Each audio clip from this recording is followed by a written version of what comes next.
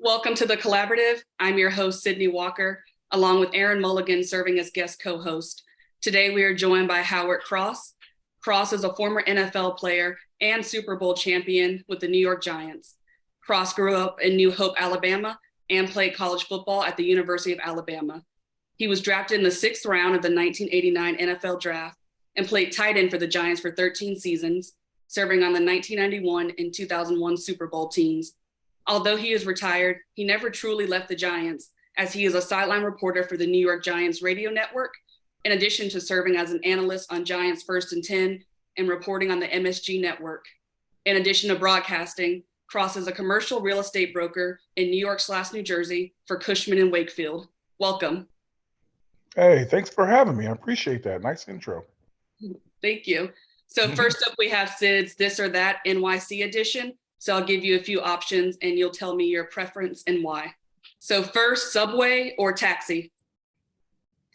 Usually Subway. And the reason why subways get you to where you need to go faster, unless it's a spot where you can't get to on the subway, then you'll take a taxi. But most of the time it's Subway.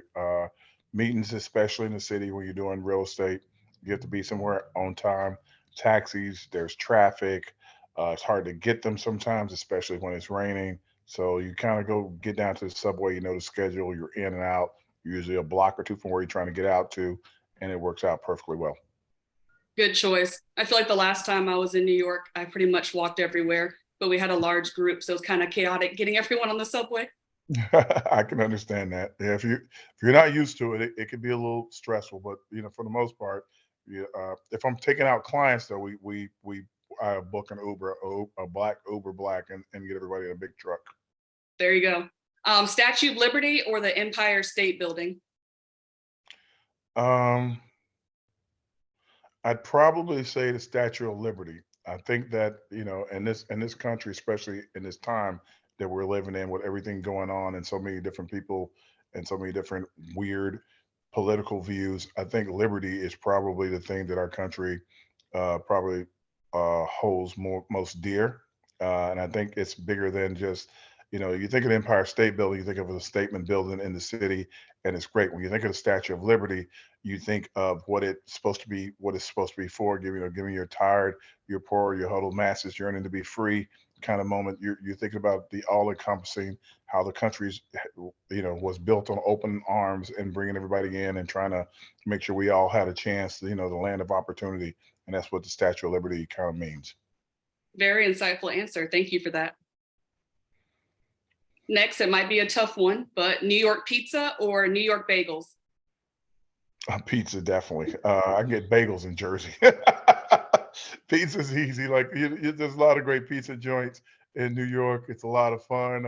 You get to know some of the people who own the joints, and it becomes it becomes like a little neighborhood or a little family. So we definitely frequent a lot of different places in the city, especially at work. We're in Midtown, but we'll walk a few blocks if we know a great place to go. I'm with you on that. I love New York pizza. And last but not least, Knicks or Nets? Knicks or Nets? Since I'm buddies with Starks and Ewing and Oakley and Lord knows Allen and Houston and all those guys, they would shoot me if I said Nets. So I'm definitely going to say the Knicks. All right, my Hawks are in the same conference, so I'll bow out of that one. But thank you for answering those. The Knicks.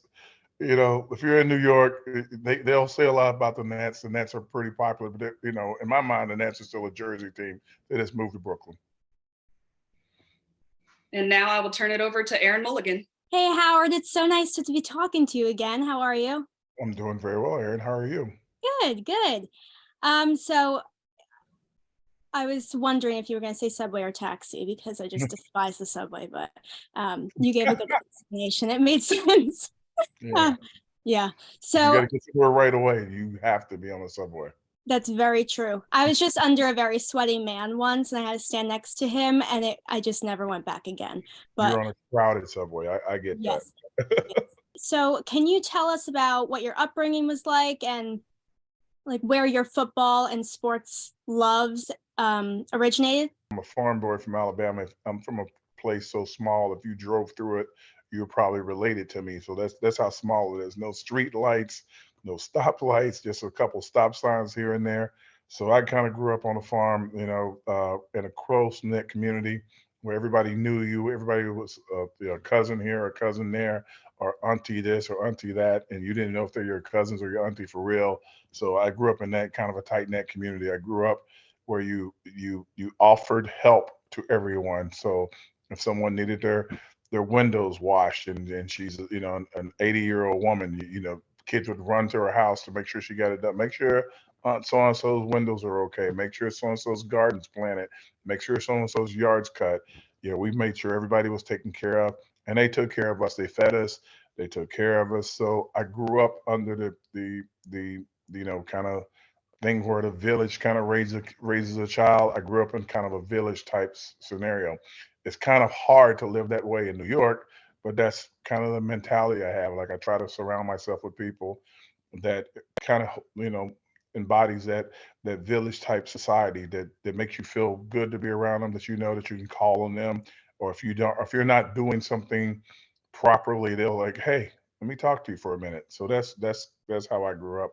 The love of football is easy. Like in the state of Alabama, like I know that the Giants are like great, and they've been around since the early 40s or 50s. But college football has been big almost back to the early 1900s. And playing at the University of Alabama, it's kind of like a religion almost. So when you're playing ball, like I was I could play basketball in college. I could have played football in college. I did play football in college. I could have ran track in college. I could have been a professional baseball player. I did a lot of different sports, but football was the calling. If you got to be a football player, and if someone came to see you, and like in my case, Coach Bear Bryant came to see me when I was a sophomore, it made the whole world like, oh, this kid's gonna make it.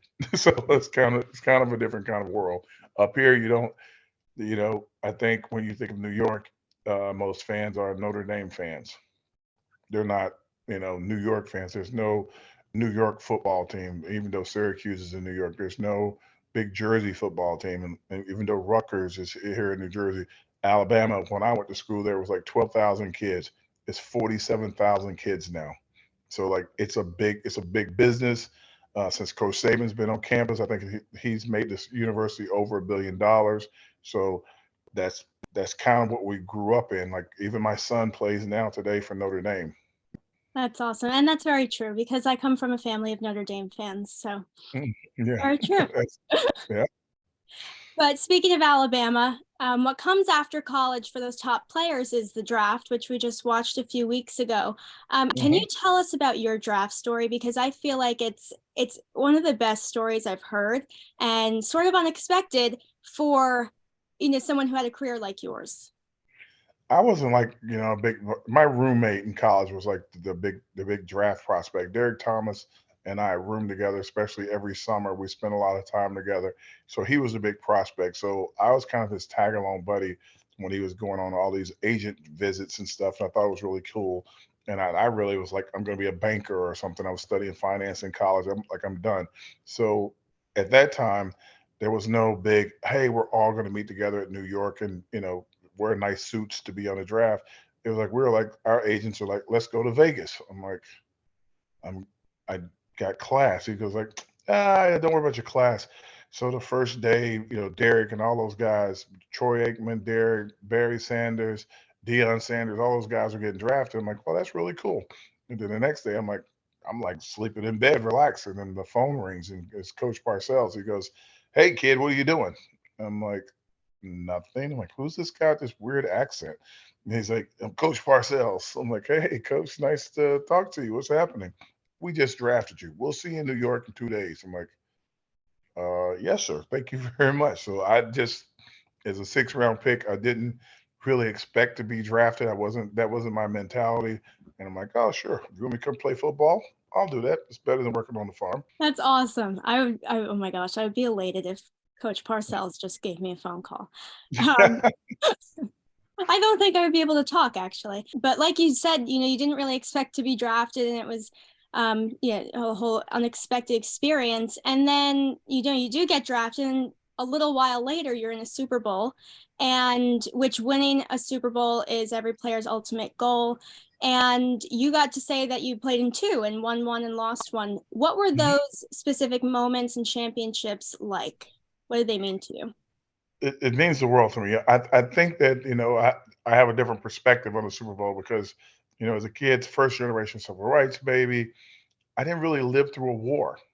I never lived through any conflict. I never lived through, there was no 24-hour news cycle when I was growing up. There was barely even ESPN by the time I got to college. So there was no 24-hour anything. All of a sudden, we're in Iraq and we're going to go to war and they're threatening to blow up stadiums. And I'm like, what? Like, are they going to play the game? This is in 1990. We played we played the Buffalo Bills. Both teams are red, white, and blue. Whitney Houston sings the national anthem. Everybody in the stadium is crying. I'm like, it meant so much to, not just to the teams that were playing, but America as a whole. And that was a game that kind of, even though the networks blame Fox because Fox put on a show at the same time to as for the halftime show to draw the audience in because the halftime show before 1990 was nothing. Or and then after that, you have the biggest stars in the world coming to sing and to perform. That was the Super Bowl that created, in my opinion. I know there was other Super Bowls. They said like I think it was Green Bay and Kansas City, but I believe the first real Super Bowl was the 1990 Super Bowl between the Bills and the Giants. Whitney Houston singing the national anthem. It made it in a real event and almost a holiday for the United States. Absolutely. I always think of that, how emotional that one was, and how my parents talk about it. And it was a positive distraction for the country at the time. So it's Hmm. very memorable. And I'm sure during championships like that, I think it's inevitable that players lean on each other and look for guidance from players who have probably been there in that position prior. And we always talk about the importance of mentorship. Throughout your years, is there a person who had an impact on you or a lesson you learned that has stuck with you to today? Oh, there's so many guys. If you think about guys like Bavaro and the ideal of like, work and don't say that much, just do your job and get it done. Guys like LT, when people think of LT, they're like, oh, he was always in trouble. He was always this. LT taught us to be a family more than anything else because every holiday he would pull up like, okay, guys, who doesn't have anywhere to go for Thanksgiving? And everybody's like, well, my mom and dad won't be able to get up here. He goes, okay, you guys are all coming to my house. And he would host huge Thanksgiving dinners and huge Christmas dinners for guys just so they wouldn't, be home alone. It's just things like that helped us out a lot. I had a coach named Coach Dick Rabine who used to say, like, guy, you ever heard of a person saying they had a bad day at the office? Like, oh, I'm just having a bad day. Coach Rabine says, there's no such thing. And you would be like, he goes, you have to know one person in your life who never had a bad day. And I'm like, Coach, everyone's had a bad day. He goes, really? He goes, I know. And he would say it was his uncle or his cousin or someone who's a brain surgeon. He goes, he never has a bad day. When he goes into surgery, his day is always good. He goes, you know somebody like that. And I thought my uncle was a demolitions expert. He never had a bad day. He never let anyone else light the fuse. If he did, could have been a bad day. So I'm like, I know people who don't have bad days at work. I love that. Thank you for sharing that with us. Hmm. So fast forward to today, you cover the Giants as a broadcaster and are also working in real estate. When did you know that it was time to retire? And what was that transition of leaving the sport like for you? I was married at the time. I had just had we had just had twins, and then I think 3 months later, 9/11 happened. And I remember thinking to myself, as as the world's going into turmoil, and I'm looking at my babies when I'm at home, I'm like, what am I doing? Putting myself and being a part of something. I don't think people realize the danger that we could have been. They're like, oh, we got to keep going on with our lives. I'm like, that was easy. But my life had changed drastically because I had twins. So in that year, I'm like, I don't know if I could play anymore after this. And I kind of like started to think about what should I be doing after football. The first job I had, that was like a real kind of job. I started broadcasting with the Yes Network or ESPN. So I was on ESPN, which was Cold Pizza. Now I think it's Get Up or something. And I was doing that for a year. Then I went from that to the Yes Network, and I did a show there for about 10 years. Then the Giants kind of like kidnapped me from that show and brought me over to start working for them. So that was like the fun thing. As far as the real estate goes, I tried, dabbled in different things, trying to figure out what to do. Even bought a business that was horrible. Should never bought it. And I realized in buying the business that the only person who made money was a real estate broker. The person who sold me the business made money, and the person that sold the business for me made money. I'm like, I didn't make any money. I said I should be doing what that guy's doing. So that's kind of how I got into real estate. Very cool. It's interesting that you say that about 9/11 because that's how my parents talk about it. They started looking at things very differently, and we lived, I guess, a half hour away from the rest of our family, and Hmm. we moved pretty soon after. But yeah, Yeah. because it was just hard. And my mom talks about driving home that day from work, and it was just terrible. She wanted to get home to me. I guess I was a year old. So, Yeah. it made everybody think a lot differently. For your playing career, you did have an unbelievable impact on the NFL, but such a major impact on Giants history as well. We do have athletes, both college and pro, within our network. What is Hmm. something you know now about life after athletics that you wish you knew while you were still an athlete? I think that when you're young and you're, I call it the Peter Pan syndrome. You'll never grow up. You'll never get old. You'll never get whatever. All these things are going to happen to you. So you need to cherish everything that you're doing. You should take advantage of every opportunity. If I look back, if I could change anything that I did, it wouldn't have been much. I would have traveled more because I had access to the funds, so I could have traveled the globe and took great vacations and gone places that probably will never go because I'm not brave enough to go now. But I would have gone everywhere. I would have done everything. And it was back then. It wasn't nearly as expensive as it is today. I would have taken advantage of all of that. And I think that young people specifically, save your money, make as much money as you can, save your money. And as you're saving your money, go somewhere, go visit other cultures, go visit other places, go investigate, go see things that you just wouldn't ordinarily see, go on tours or whatever it is. Because when you live in one spot, you start to think a certain way, and there's a big world out there, and people look at the world differently, and everybody's doesn't have the same view of everything. Going to Italy and eating, they cherish their meals in a certain way that we don't here in America. We just eat and put stuff on and go. They really are into it. They're into their wines. They're into everything. Going to, Spain and sitting down and watching people in the middle of the day. Okay, it's time to take a break. Like what? Like it's the middle of the day. They're taking a siesta in the middle of the day. They just take time off. I think that's interesting. I think that Europe, in a lot of parts of Europe, they take a whole month off in the summer. Everybody does. I'm like, how do they get anything done?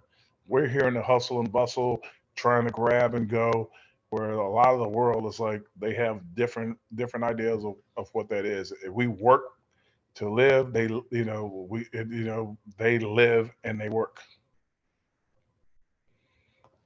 I totally agree with you. Thank you for Mhm. saying that. Well, to wrap up here, we just want to say, when we look at you, you're someone who has had a successful career as an NFL player. You've been successful in your post-playing career, like we've talked about tonight, and you're a dad. Do you have any advice for all of us as we either enter our careers in sports or are working to further a career, wherever that field might be? Yeah, I think the generation that follows me, like I grew up in a generation where we had a job and we stayed with our job forever, and we stayed in our job till they sent us home and they didn't bring us back. I think that the opportunity now, especially for young people, whether it's sports or whatever, is keep growing. You know, stay in something for 2 or 3 years, make sure you're in good standing, and then look for the next opportunity. Take as many opportunities as you can, keep jumping and moving ahead. Unless it's something that you just love and you own it and you're growing it, even then you'll sell it and then you'll move on to the next opportunity. I think growing, and like I tell my kids, like, hey, look, nothing's permanent. You're not stuck in a desk. You're not stuck, on the field. You're not stuck anywhere. Do a great job of what you're doing. Build your resume, and when it's time for you to go out, it's like, maybe I want to do something else. You leave and do something else. My sister graduated college. She's my dad's daughter, but my sister graduated college maybe 10 years ago. She's had 6 jobs already, 6 different jobs. She keeps moving up the ladder at different companies. So there's opportunities for you. You just got to be willing to go, and don't be afraid to work. That's probably the biggest thing. I think most of us now are looking at, especially me, because I'm paying attention because of real estate. Oh, I want to work from home. You can't learn anything at home. It seems nice. It seems fun. Go be with people. Go sit by the smartest guy in the office. Go sit by the guy who's making the most money or the girl who's making the most money. Go sit next door to the CEO and try to listen and pay attention, because that's how you grow, by the experience of others. We don't, if we have to go on our own experience, we'll just continue to make mistakes. Look at their mistakes, don't make them. And when they do something successful, mimic them. That's how you grow. Thank you. Yeah, it makes sense. It's kind of like prioritizing happiness is what you're saying, and not, I mean, failure is inevitable, but it's okay to happen.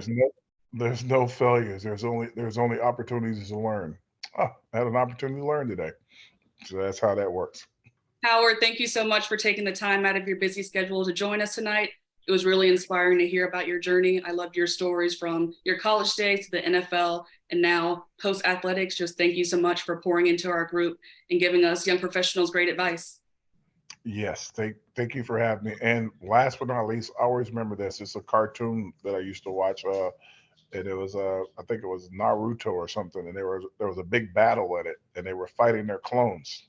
And I tell people this, they like laugh when I say this. I'm like, the big thing that came out of the whole series was this fight, and there was a fight.